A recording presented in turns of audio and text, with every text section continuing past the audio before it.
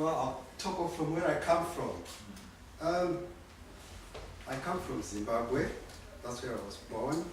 And when I was a little boy, I used to herd cows and goats. I was living with my grandparents there. And as I grew up, my father was in the military. That was the time when Zimbabwe used to be called Rhodesia. And when it was Rhodesia, it was an apartheid system then. So my father was in the military working for Smith. Smith was the prime minister of Zimbabwe then. But in the 80s, things changed. Mugabe came in power and became prime minister of Rhodesia, and the name changed from Rhodesia to Zimbabwe. So, as I was growing up, my role model was my dad, because he was a big man and very fit and so on, and a military man, and a sergeant major in the military. So I grew up with that kind of wanting that kind of man kind of thing. So ultimately, I ended up joining the military as well, but I joined the Air Force and worked in the Air Force for 14 years in the Mugabe regime. But somewhere along the way, in the late 90s into 2000, things took a downturn in Zimbabwe as well. Economically, politically, things were just changing so fast. And I found myself being at loggerheads with what was happening in Zimbabwe.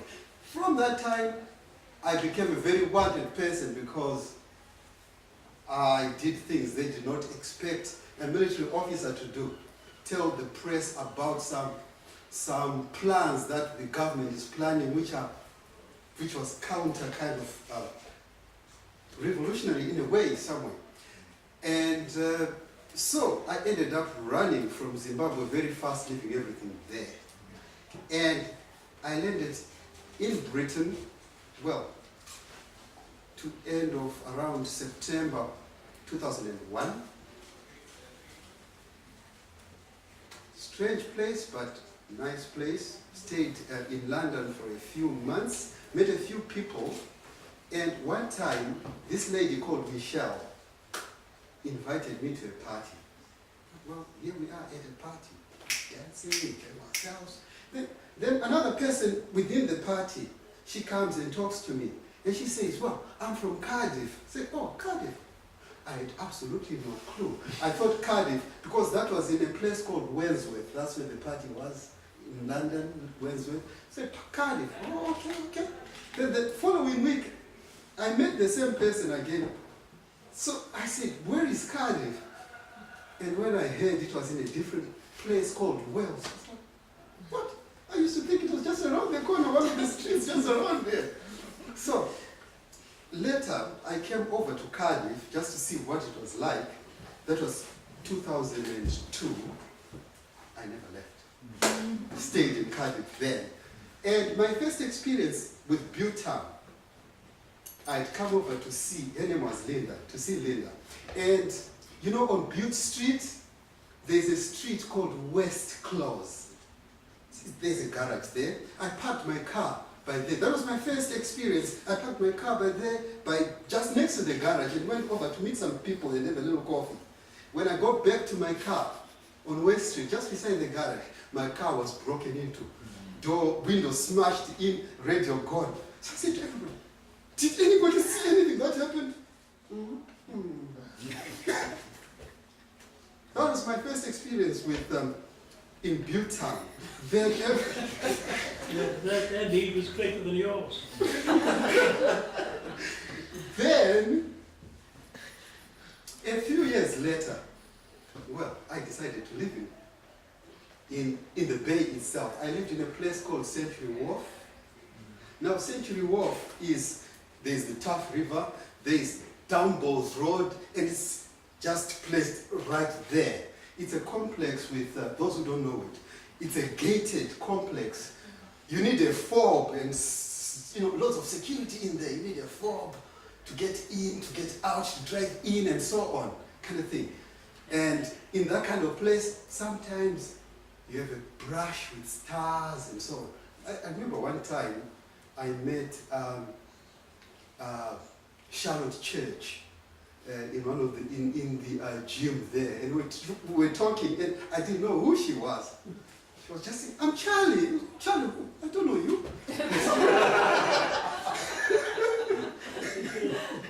So that was then a couple of years. So, but as I lived in Century Wharf, I realized that, well, people in that complex have a complex problem. Because when you ask any of them, where do you live? I live in Cardiff Bay. Oh, But don't you live in Butetown? Butetown? No, it's Cardiff Bay. But remember, it's just divided by Dumballs Road. And if you cross over the road, over Dumballs Road, there's a basketball court, there is Butetown Youth Center there, and all youth throwing balls and whatever. So to me, it seems like, well, Century Wharf is just like an alien place that came from space and just boom. Somewhere it came in the noughties and just got boom in Cardiff, in Butetown. So it's like a different place in Butetown. So, but later on, as I lived in Century Wharf, I began to venture out into proper Butetown.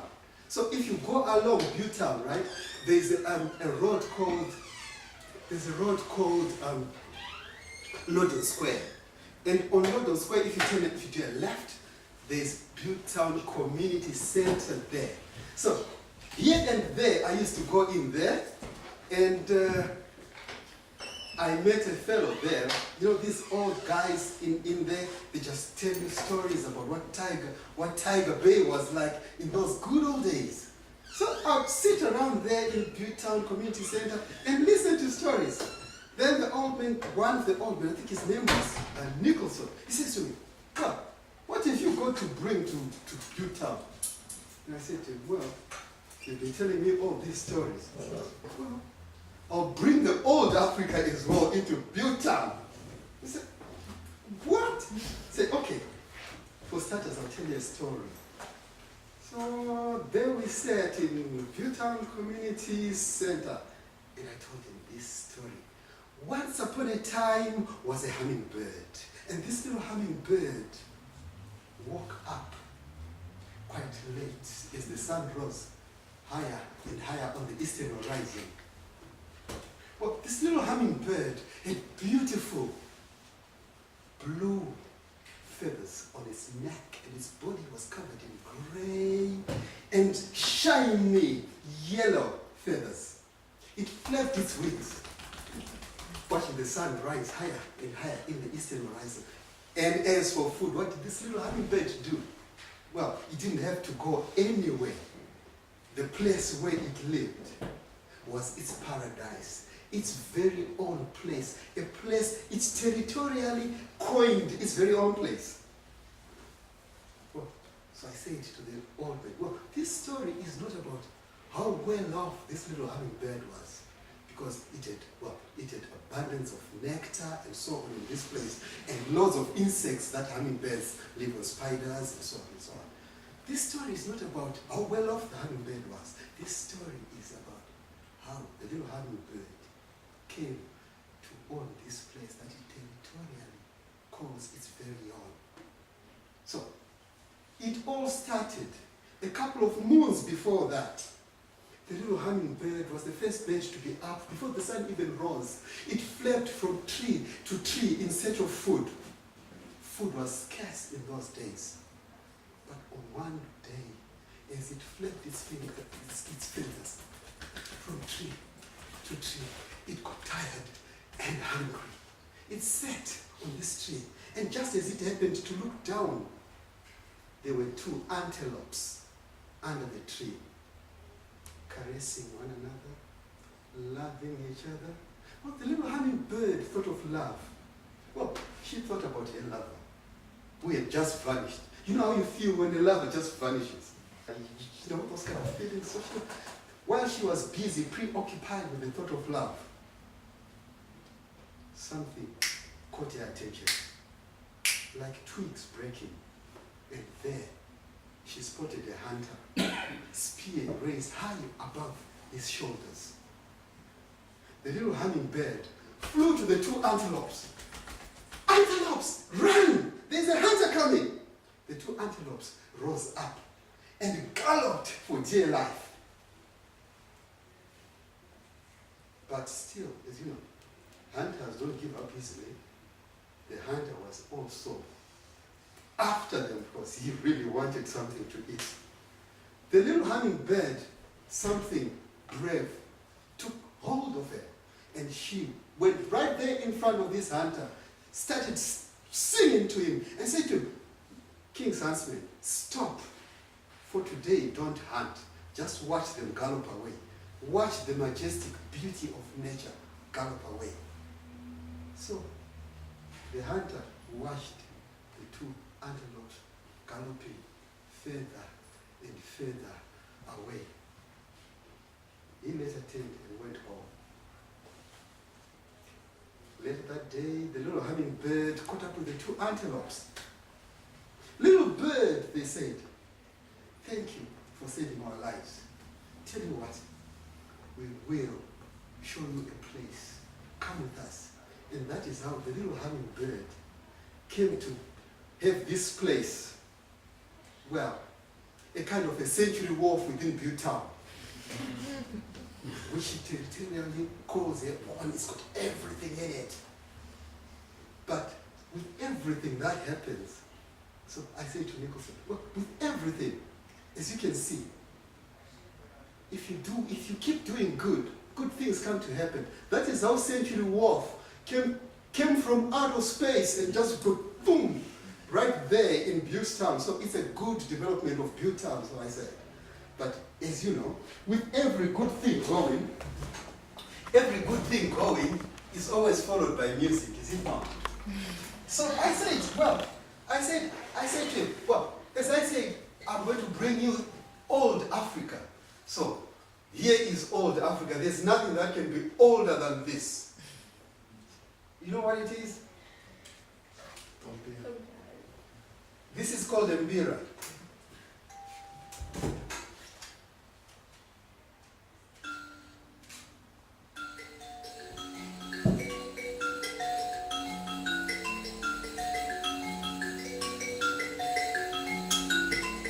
King's Huntsman. So this is the song for the little hummingbird. King's Huntsman. Just watch those two beasts. Watch them gallop. Watch them gallop.